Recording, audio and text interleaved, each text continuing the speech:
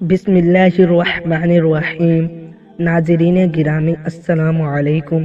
آج ہم آپ کو اذان کی ابتدا کا مکمل واقعہ سناتے ہیں۔ مدینہ میں کوئی ایسی جگہ نہیں تھی جہاں مسلمان با جماعت نماز پڑھ سکے، اس لیے مسجد میں اذان کی ابتدا کی نہایت ہی ضرورت تھی۔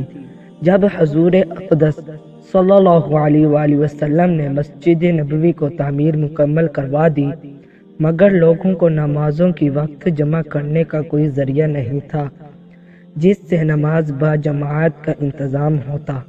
اس سلسلے میں حضور اقدس صلی اللہ علیہ وآلہ وسلم نے صحابہ کرام سے مشورہ فرمایا۔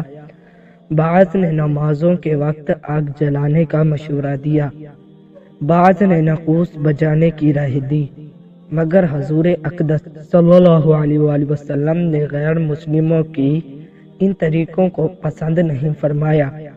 حضرت عمر رضی اللہ تعالی عنہ نے یہ تجویز پیش کی کہ ہر نماز کے وقت کسی آدمی کو بھیجا جائے جو پوری مسلم آبادی میں نماز کا اعلان کر دے۔ حضور اقدس صلی اللہ علیہ وآلہ وسلم نے اس رائے کو پسند فرمایا اور حضرت بلال حبشی رضی اللہ تعالی عنہ کو حکم فرمایا کہ وہ نمازوں کے وقت لوگوں کو پکار دیا کریں۔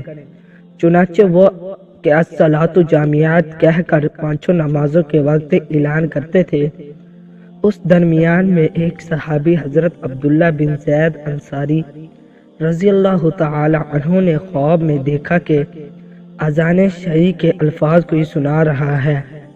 اس کے بعد حضور اقدس صلی اللہ علیہ وآلہ وسلم اور حضرت عمر رضی اللہ تعالی عنہ اور دوسرے صحابہ کو بھی اسی قسم کے خواب نظر آئے۔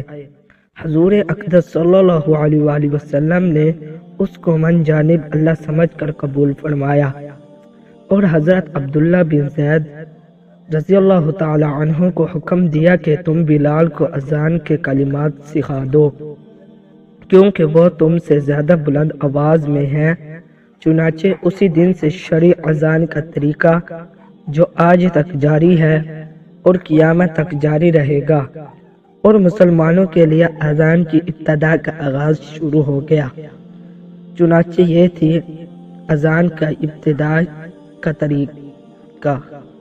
کیسے حضرت محمد صلی اللہ علیہ وآلہ وسلم اور حضرت عمر فاروق رضی اللہ تعالی عنہ اور حضرت زید انصاری رضی اللہ تعالی عنہ اور دیگر صحابہ کرام نے اذان کا خواب دیکھا اور انہوں نے حضرت بلال حبشی رضی اللہ تعالی عنہ کو اس اذان کا طریقہ اور الفاظ سکھائے اور انہوں نے اذان پڑھی اور آج تک وہ اذان دی جا رہی ہے۔